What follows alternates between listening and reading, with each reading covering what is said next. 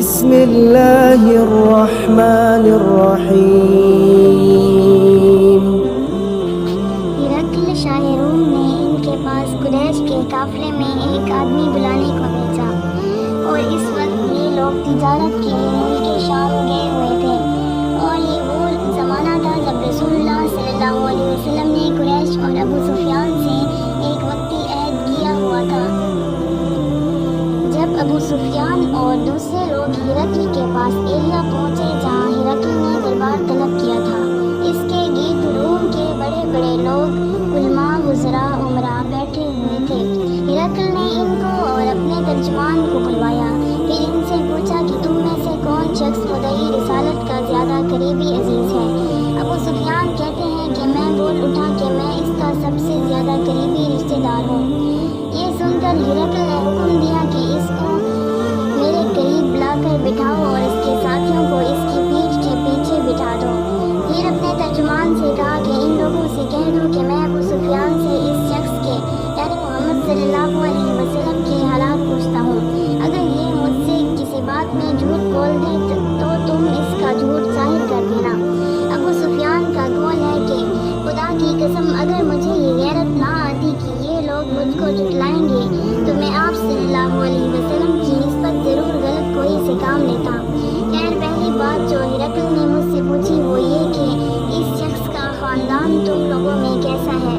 میں نے کہا وہ تو بڑے اونچے عالی نسب والے ہیں۔ کہنے لگا اس سے پہلے بھی کسی نے تم لوگوں میں ایسی بات کہی تھی؟ میں نے کہا نہیں۔ کہنے لگا اچھا اس کے بڑوں میں کوئی بادشاہ ہوا ہے؟ میں نے کہا نہیں۔ پھر اس نے کہا بڑے لوگوں نے اس کی پیروی اختیار کی ہے یا کمزوروں نے؟ میں نے کہا نہیں، کمزوروں نے۔ پھر کہنے لگا اس کے تابعدار روز بروز بڑھتے ہیں یا کوئی ساتھی پھر بھی جاتا ہے؟ میں نے کہا نہیں۔ کہنے لگا کیا اپنی اس دعوی نبوت سے پہلے کبھی کسی بھی موقع پر اس نے جھوٹ بولا ہے؟ تو میں نے کہا نہیں۔ اور اب ہماری اس سے صلح کی ایک مقررہ مدت ٹھہری ہوئی ہے، معلوم نہیں وہ اس میں کیا کرنے والا ہے۔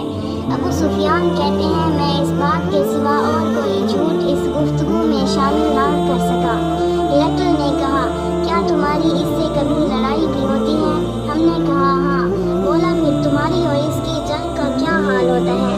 میں نے کہا لڑائی ڈول کی طرح ہے، کبھی وہ ہم سے میدان جنگ جیت لیتے ہیں اور کبھی ہم ان سے جیت لیتے ہیں۔ ہرقل نے پوچھا وہ تمہیں کس بات کا حکم دیتا ہے؟ میں نے کہا وہ کہتا ہے کہ صرف ایک اللہ ہی کی عبادت کرو، اس کا کسی کو شریک نہ بناؤ اور اپنے باپ دادا کی شرک کی باتیں چھوڑ دو، اور ہمیں نماز پڑھنے، سچ بولنے، پرہیزگاری اور صلہ رحمی کا حکم دیتا ہے۔ یہ سب سن کر پھر ہرقل نے اپنے ترجمان سے کہا کہ ابو سفیان سے کہہ دے کہ میں نے تم سے اس کا نسب پوچھا تو تم نے کہا کہ وہ ہم میں عالی نسب ہے، اور پیغمبر اپنی قوم میں عالی نسب ہی بھیجے جایا کرتے ہیں۔ میں نے تم سے پوچھا کہ دعویٰ نبوت کی یہ بات تمہارے اندر اس سے پہلے کسی اور نے بھی کہی تھی تو تم نے جواب دیا کہ نہیں۔ تب میں نے اپنے دل میں کہا کہ اگر یہ بات اس سے پہلے کسی نے کہی ہوتی تو میں سمجھتا کہ اس شخص نے بھی اسی بات کی تقلید کی ہے جو پہلے کہی جا چکی ہے۔ میں نے تم سے پوچھا کہ اس سے بڑوں میں کوئی بادشاہ بھی گزرا ہے؟ تم نے کہا کہ نہیں۔ تو میں نے دل میں کہا کہ ان کے بزرگوں میں سے کوئی بادشاہ ہوا ہوگا تو کہہ دوں گا کہ وہ شخص اس بہانے اپنے آباء و اجداد کی بادشاہت اور ان کا ملک دوبارہ حاصل کرنا چاہتا ہے۔ اور میں نے تم سے پوچھا کہ اس بات کے کہنے یعنی پیغمبری کا دعویٰ کرنے سے پہلے تم نے کبھی اس کو دروغ گوئی کا الزام لگایا ہے؟ تم نے کہا کہ نہیں۔ تو میں نے سمجھ لیا کہ جو شخص آدمیوں کے ساتھ دروغ گوئی سے بچے وہ اللہ کے بارے میں کیسے جھوٹی بات کہہ سکتا ہے۔ اور میں نے تم سے پوچھا کہ بڑے لوگ اس کے پیروکار ہوتے ہیں یا کمزور لوگ؟ تم نے کہا کمزوروں نے اس کی اتباع کی ہے۔ تو دراصل یہ لوگ پیغمبروں کے متبعین ہوتے ہیں۔ اور میں نے تم سے پوچھا کہ اس کے ساتھی بڑھ رہے ہیں یا کم ہو رہے ہیں؟ تم نے کہا کہ وہ بڑھ رہے ہیں اور ایمان کی کیفیت یہی ہوتی ہے حتیٰ کہ وہ کامل ہو جاتا ہے۔ اور میں نے تم سے پوچھا کہ آیا کوئی شخص اس کے دین سے ناخوش ہو کر مرتد بھی ہو جاتا ہے؟ تم نے کہا نہیں۔ تو ایمان کی خاصیت بھی یہی ہے جن کے دلوں میں اس کی مسرت رچ بس جائے وہ اسے لوٹا نہیں کرتے۔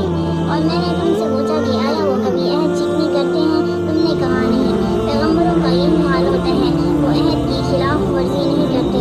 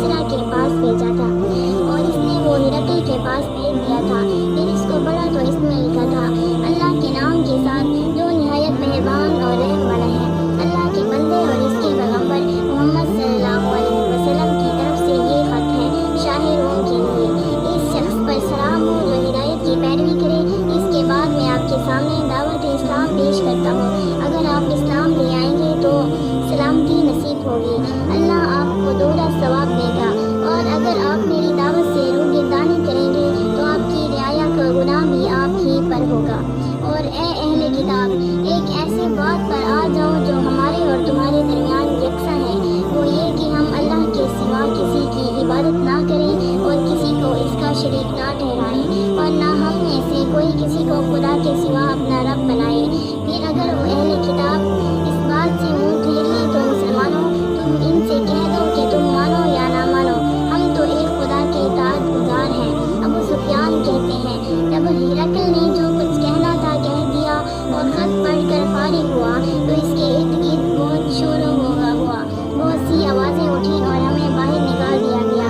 تب میں نے اپنے ساتھیوں سے کہا کہ ابو کبشہ کے بیٹے یعنی حضور صلی اللہ علیہ وسلم کا معاملہ تو بہت بڑھ گیا، دیکھو تو اس سے بنی اسفر یعنی روم کا بادشاہ بھی ڈرتا ہے۔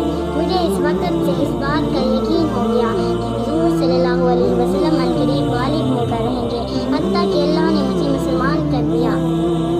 راوی کا بیان ہے کہ ابن ناطور ایلیا کا حاکم ہرقل کا مصاحب اور شام کے نصارہ کا لاٹ پادری بیان کرتا تھا کہ ہرقل جب ایلیا آیا ایک دن صبح کو پریشان اٹھا تو اس کے درباریوں نے دریافت کیا کہ آج ہم آپ کی حالت بدلی ہوئی پاتے ہیں، کیا وجہ ہے؟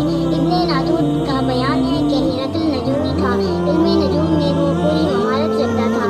اس نے اپنے ہم نشینوں کو بتایا کہ میں نے آج رات ستاروں پر نظر ڈالی تو دیکھا کہ ختنہ کرنے والوں کا بادشاہ ہمارے ملک پر غالب آ گیا ہے۔ بھلا اس زمانے میں کون لوگ ختنہ کرتے ہیں؟ انہوں نے کہا کہ یہود کے سوا کوئی ختنہ نہیں کرتا، سو ان کی وجہ سے پریشان نہ ہو۔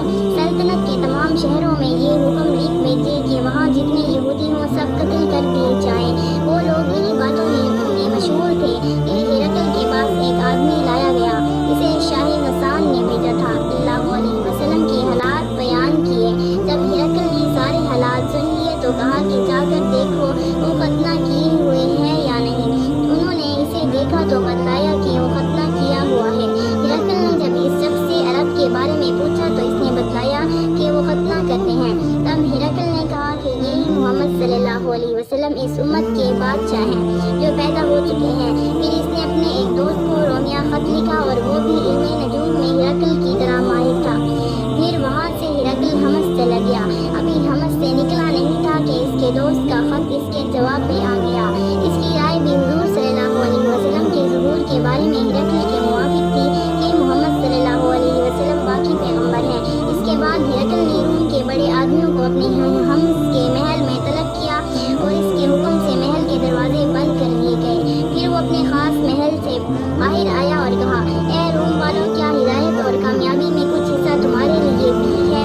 اگر تم اپنی سلطنت کی بقا چاہتے ہو تو پھر اس نبی صلی اللہ علیہ وسلم کی بیعت کر لو اور مسلمان ہو جاؤ۔ یہ سننا تھا کہ پھر وہ لوگ وحشی گدھوں کی طرح دروازوں کی طرف دوڑے مگر انہیں بند پایا۔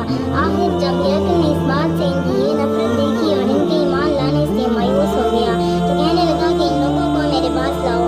جب وہ دوبارہ آئے تو اس نے کہا، میں نے جو بات کہی تھی اس سے تمہاری دینی پختگی کی آزمائش مقصود تھی، سو وہ میں نے دیکھ لی۔ تب یہ بات سن کر وہ سب کے سب اس کے سامنے سجدے میں گر پڑے اور اس سے خوش ہو گئے۔ پھر آخر ہرقل کی